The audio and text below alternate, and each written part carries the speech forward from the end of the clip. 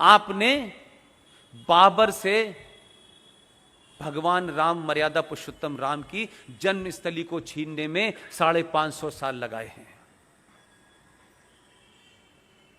अगर आप समय रहते जल्दी जल्दी करेंगे तो जिन लोगों को बहुत शौक है, जिन्होंने किताबों में पढ़ा है कि ये राष्ट्र एक सोने की चिड़िया था,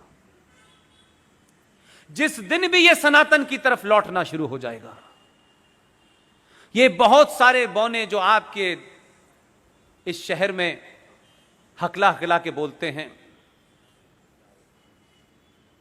बहुत सारे लोग शेरो शायरी के माध्यम से आपको ज्ञान देते हैं, कुछ राइटर हैं, कुछ एक्टर हैं, अब उसमें से कुछ कंडक्टर हो गए हैं।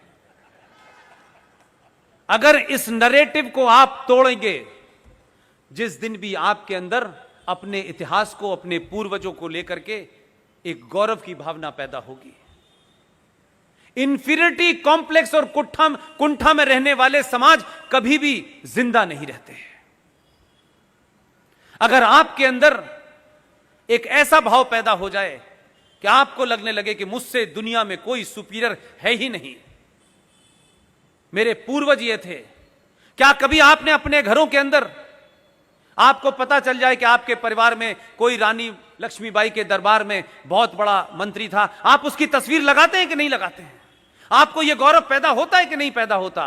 तो मुझे बताइए, दाऊद इब्राहिम के साथ की तस्वीर क्यों लगाते हैं? फिर तस्वीर लगाने का मतलब होता है कि आपके अंदर वो गर्व पैदा होता है, आपको दिखाने का शौक होता है कि मेरे पूर्वज ये थे। अगर आपने महाराष्ट्र से निकाल करके वीर सावरकर की तस्वीर घरों में लगी होती, छत्रपति महाराज शिवाजी की लगी होती, सुभाष चंद्र बोस की लगी होती, खुदीराम बोस की लगी होती, तो देश की सूरत बहुत पहले बदल गई होती है। इसलिए शुरुआत घर से करिए, बहुत दूर जाने की जरूरत नहीं है, किताबें मौजूद हैं। और मैं फिर कहता हूं कि जब किताबें पढ़ें तो क्योंकि थोड़े देर के लिए ये जो वातावरण है, इसमें बहुत लोग आपको चैलेंज करने आएंगे, और जैसे ही सौरभ भाई बोलेंगे और हम जैसे बहुत सारे लोग जो बोल रहे हैं, ये फौरन कहा जाएगा, और कहा जाता रहा है पिछले 3-4 साल से। इस पदवी से भी हमको नवाजा गया कि ये तो आरएसएस के एजेंट हैं। अब बहुत सुन लिया मैंने, आरएसएस के एजेंट हैं। मैंने कहा भाई, मेरा तो आरएसएस से कोई संबंध इसलिए भी नहीं है कि अल्लाह ने मुझे वहां पैदा किया जहां आरएसएस थी नहीं। लेकिन मुझे जब बहुत गुस्सा आया तो मैंने एक मंच से कहा ये बात, आप अगर ये कहते हैं कि मैं आरएसएस का एजेंट हूं, तो आरएसएस के एजेंट होने में उतनी बुराई नहीं है जितनी लश्कर ए तोयबा और जैशे मोहम्मद के एजेंट होने में है। इसलिए कोई क्या कहता है और कोई क्या कहकर के आपको डरा देता है, इसकी चिंता मत कीजिए। और सारी किताबें आपके पास मौजूद हैं। मैं बार बार उन किताबों का जिक्र इसलिए करता हूं कि ये किताबें छुपाई गई, दबाई गई, बताई नहीं गई। आप सबके मन में जो बहुत सारे ऐसे लोग हैं जो बहुत कुछ पढ़ते हैं, उनके मन में एक सवाल होगा, यह मैं जानता हूं कि होगा, इसलिए मैं उसका जवाब देना चाहता हूं। मैंने अपनी स्पीच में शुरू में कहा, Maulana Abul Kalam Azad was the greatest fraud. आपको लगेगा कि जिन्ना के बाद वो तो महान थे क्योंकि उन्होंने तो जिन्ना की मुखालफत की थी। अगर मौलाना आजाद जैसे लोगों का कैरेक्टर, ये सेकुलर मुसलमानों का कैरेक्टर जो आज आप देख रहे हैं, पूरा बॉलीवुड क्या कर रहा है, राइटर क्या कर रहे हैं, प्रोड्यूसर क्या कर रहे हैं, वाइस चांसलर क्या कर रहे हैं, पूरे देश में एक आवाज नहीं उठ रही। इस 30 करोड़ में से कोई ये नहीं कह रहा कि ये सीएए से तुम्हारा कोई लेना देना नहीं है, कोई नहीं बता रहा। सब लोग घुमा फिरा के उस एजेंडे को चलाना चाहते हैं।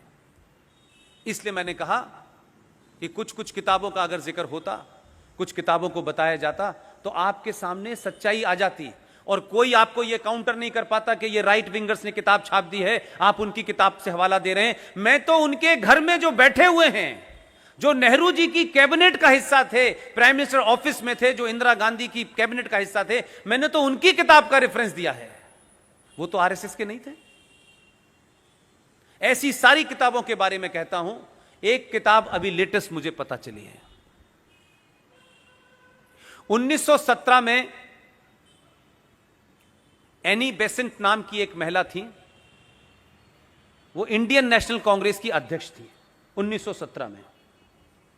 1922 में उन्होंने एक किताब लिखी। वो किताब कैसे मिलेगी किसी ने सोचा नहीं, लेकिन अगर आप में, अब सॉरी टू से, लेकिन मैं इसलिए, जैसे गर्लफ्रेंड से मिलने के लिए रास्ते निकालते ना आप, हम में से बहुत लोग छत कूद के गए होंगे, मान लीजिए, क्या बात है, ऐसा होता है, सच बात है ये। जब आपको कुछ करना होता है तो आप कैसे रास्ते निकालते हैं, और आपको कुछ नहीं करना होता तो आप इतने बहाने बनाते हैं कि लगता है कि वो काम हो नहीं सकता। वो किताब रिसेंटली मुझे अभी मिली है। उस किताब का नाम है future politics of India, written by Annie Besant. वो अपनी किताब में क्या कहती हैं कि जिस जमाने होम रूल की बात हो रही थी, उस जमाने अंग्रेज जो अपर कास्ट थी, उसके खिलाफ जितने भी नीचे के लोग थे, उनसे अंग्रेज बुला बुला के यह कहा करते थे कि देखो तुम लोग होम रूल की मांग मत करो, अगर होम रूल आ गया तो यह ब्राह्मण तुम्हें अपना गुलाम बना लेगा। यह एनी बेसेंट लिख के गई है, यह किसी और ने नहीं लिखी। वो किताब अवेलेबल है।